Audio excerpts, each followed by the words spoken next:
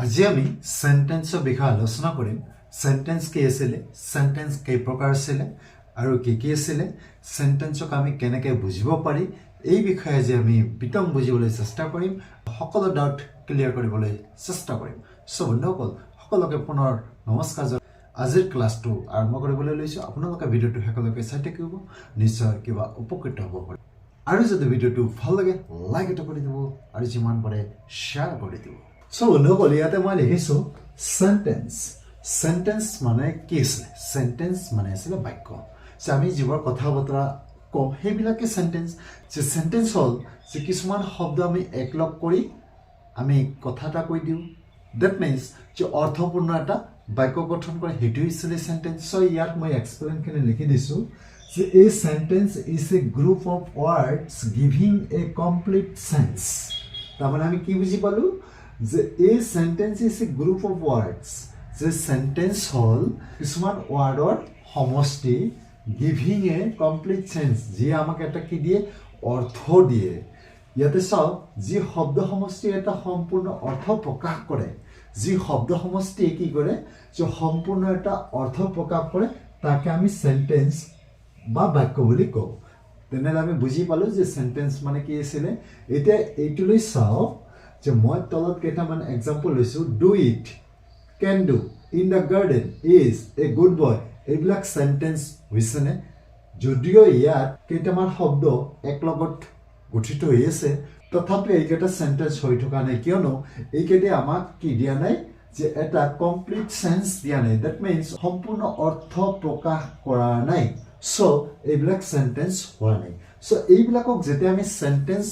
আকাৰত প্ৰকাশ কৰিম তেতিয়া চাওক এইটো যদি কৰো যে ডু ইট ইয়াতে চাওক আমি যদি সিম্পল ভাবে এনেকে লিখো যে আই ডু ইট তেতিয়া এটা কমপ্লিট সেন্স প্ৰকাশ কৰিলে ন যে আই ডু ইট মই এটো কৰো সো এটো হৈ গল সেন্টেন্স ক্যান ডু এটো হোৱা নাই সাপোজ আমি এনেকে যদি লিখো হি ক্যান ডু তেতিয়ালে এটা আমি সেন্টেন্সত ক'ব পাৰি যে হি ক্যান ডু তা কৰিব পাৰে তেতিয়া কি কৰিলে সম্পূৰ্ণ এটা অৰ্থ প্ৰকাশ কৰিলে ইন দা গাৰ্ডেন এটো যেতিয়া আমি এনেকে লিখিম suppose he is working in the garden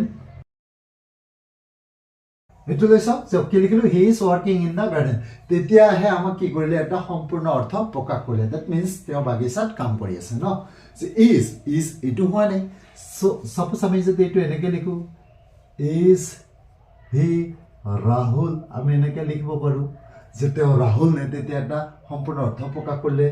that means এটা কমপ্লিট সেন্স দিলে এ গুড বয় আমি যদি এটো এনেকে লিখো যে হি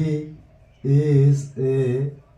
গুড বয় তেতিয়া হলে এটা কি কৰিব অৰ্থ প্ৰকাশ কৰিব ন সো এইবিলাক আছিল সেন্টেন্স that means যে যি শব্দ সমষ্টি কি কৰে এটা সম্পূৰ্ণ অৰ্থ প্ৰকাশ কৰে সো বন্ধু কনসেপ্ট ডাউট ক্লিয়াৰ হৈছে এই সেন্টেন্স আছিল পাঁচ প্ৰকাৰ তাৰে প্ৰথম হৈছে অ্যাসাৰ্টিভ যে অ্যাসাৰ্টিভ সেন্টেন্স কি আছিল সাধাৰণ বৰ্ণাত্মক that means yate saw these sentences make simple statements tamre eta sadharon simple mane sadharon eta kidi statement diye that means bornona kore heti esile assertive sentence so yata ako likhi disu je eibar bakyot kono kotha sadharon bhabe byakto kora hoy that means pokash kora sadharon bhabe simple bhabe ami kisuman সহজকে কিছুমান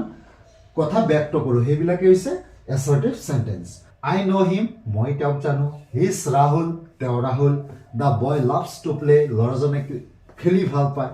আমি যদি ইয়াত cricket দিওঁ তেতিয়া ক্ৰিকেটো দিব the boy loves to play cricket আমি এনেকৈ লিখিব পাৰো ন সো এইবিলাক হৈছে এটা কি সিম্পল স্টেটমেন্ট এইবিলাক দিয়া হৈছে সো এইবিলাক আছিল assertive sentence এতিয়া দুই নম্বৰ সেন্টেন্সটো লৈ চাওক যে ইন্টাৰোগেটিভ সেন্টেন্স দুই নম্বৰটো কি আছিল ইন্টাৰোগেটিভ সেন্টেন্স ন দ্যাট মিন্স প্ৰশ্নবোধক বাক্য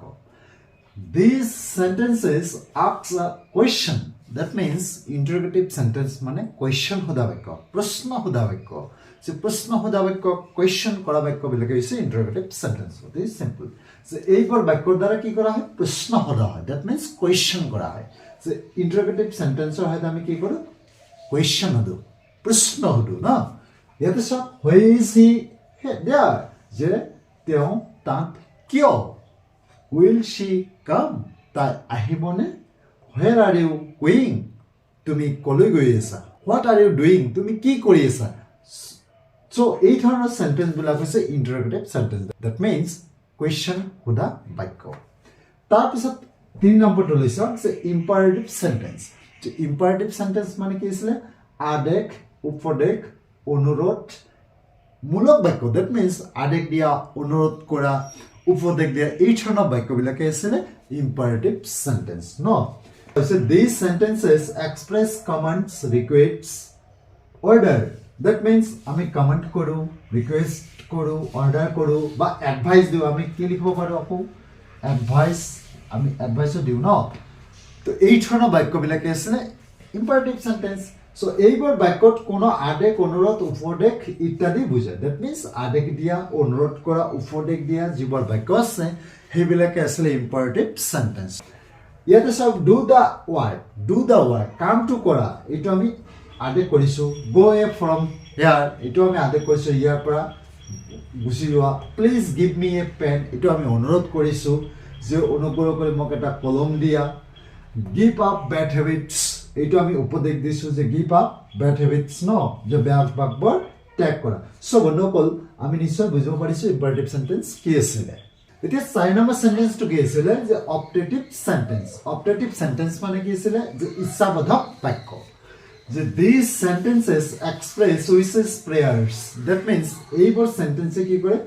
উইশ কৰা বুজায় প্ৰাৰ্থনা কৰা বুজায় that means কোনোবাক আশীৰ্বাদ দিয়া বুজায় সো ইয়াতে সব এইবোৰ বাক্যত কোনো ইচ্ছা প্ৰাৰ্থনা আশীৰ্বাদ প্ৰবৃত্তি প্ৰকাশ কৰে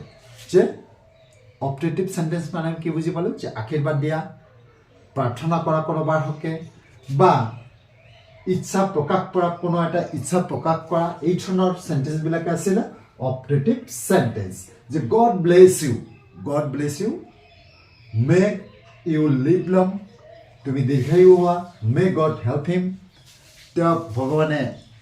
কৃপা কৰক দ্যাট মিন্স ভগৱানে তেওঁক সহায় কৰক যে এইবোৰ আমি কি কৰিছো যে মনৰ ইচ্ছা বাসনা আমি প্ৰকাশ কৰিছো বা ভগৱানৰ ওচৰত ঈশ্বৰৰ ওচৰত আমি প্ৰাৰ্থনা জনাইছো বা আশীৰ্বাদ দিছো এই ধৰণৰ সেন্টেন্স বিলাকে আছিল অপটেটিভ সেন্টেন্স আকৌ হেখৰটো কি আছিল যে এক্সক্লেমেটৰী সেন্টেন্স আবেগসূচক বাক্য যে এক্সক্লেমেটৰী সেন্টেন্স মানে কি আছিল যে আবেগসূচক বাক্য সো বন্ধুসকল এইটো লিখক যে these sentences express sudden feelings or emotion so এই এক্সক্লেমেটৰী সেন্টেন্সটো কি আছিল যে sudden feelings হঠাৎ আচৰিত হোৱা হঠাৎ কিবা এটা অনুভৱ কৰা বা ইমোশন হৈ পৰা ইয়াতে চাওক যে এইবোৰ বাক্যত দুখ আনন্দ বা মনৰ কোনো আবেগ বা অনুভূতি ব্যক্ত কৰা হয় বা কোনো এটা বস্তু দেখি আচৰিত হোৱা আনন্দত মতলীয়া হোৱা দুখ প্ৰকাশ কৰা এইবিলাকে আছিল এক্সক্লেমেটৰী সেন্টেন্স যে মনৰ কোনো আবেগ অনুভূতি বা আনন্দ প্ৰকাশ কৰা বা কোনো বস্তু দেখি আচৰিত হোৱা দুখ প্ৰকাশ কৰা এই ধৰণৰ যিবিলাক সেন্টেন্স আছিল সেইবিলাকে আছিল এক্সক্লেমেটৰী সেন্টেন্স হাউ নাইস কিমান ধুনিয়া হাউ লাভলি কিমান মৰম লগা চাওক এইবিলাক হাউ সেড কিমান দুখ লগা এইবিলাক সব কি কৰা হৈছে মনৰ আবেগ বা অনুভূতি বা আনন্দ বা দুখ এইবিলাকে তো প্ৰকাশ কৰা হৈছে ন alas he is no more hurrah we have won the game বা আমি খেলত জিকিলো what a beautiful scenery is this এনেকে আমি যিবোৰ সেন্টেন্স ব্যৱহাৰ কৰো সেইবিলাকে আছিল এক্সক্লেমেটৰী সেন্টেন্স সো ঢোকল আশা কৰিছো নিশ্চয় বুজিব পাৰিছে যদি ভিডিওটো চাই কিবা উপকৃত হ'ব পাৰিলে কিবা যদি অলপ শিকিব পাৰিলে লাইক এটা কৰি দিব